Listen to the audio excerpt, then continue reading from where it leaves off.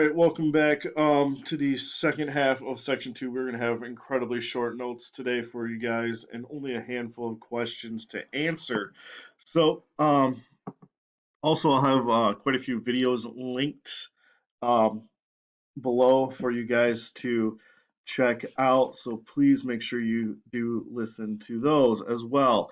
So, the 1950s, we talked about how people were basically being convinced to conform to society and everybody's kind of just looking for happiness and security. Well, the 1950s is also going to see challenges to the desired conformity in our society. So people will actually be challenging this whole urge to conform to society and do whatever society wants you to do.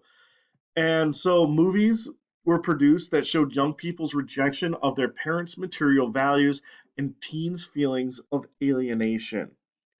So we're going to be having movies produced of people basically going against society norms and working on trying to get people to be independent thinkers and just not do what everybody wants them to do all the time.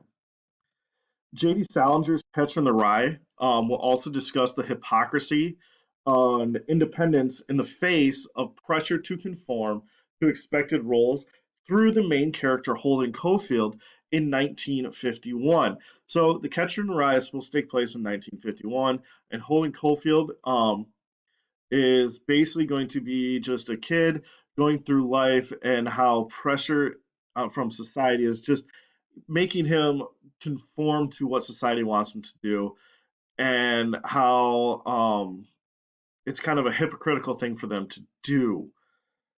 This book was also very, very controversial when it first came out because it did challenge societal norms.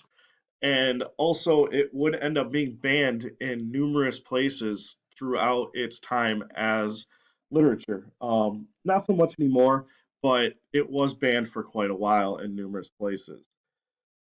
Another person that's going to help with this anti-conformity movement will be DJ Alan Freed, who introduces rock and roll music to an sorry. So DJ Alan Freed, he's going to introduce rock and roll music to an eager teen audience, despite parental fears that it would promote immorality.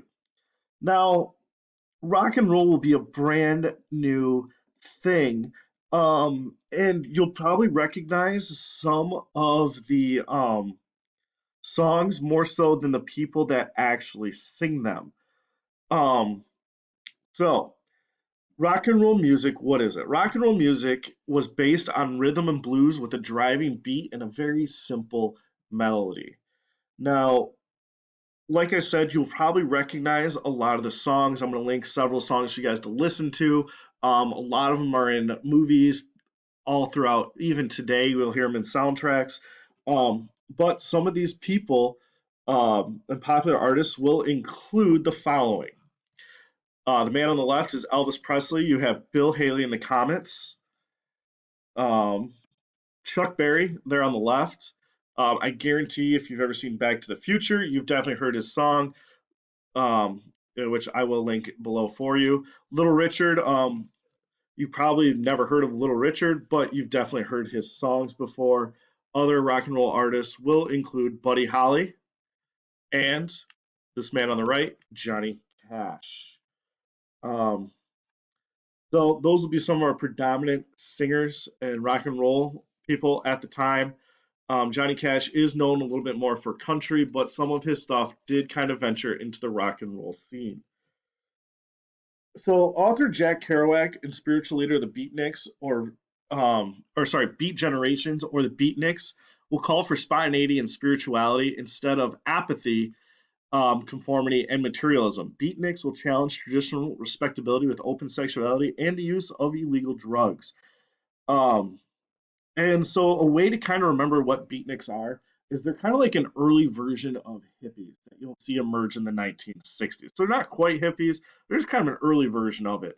So, Jack Kerouac will lead this group, nicknamed the Beatniks, and they're going to be all about being spontaneous and spiritual, and they're going to try to avoid conformity and materialism, much of like which has taken over their parents' lives. And so this movement will grow stronger as we enter the turbulent 1960s.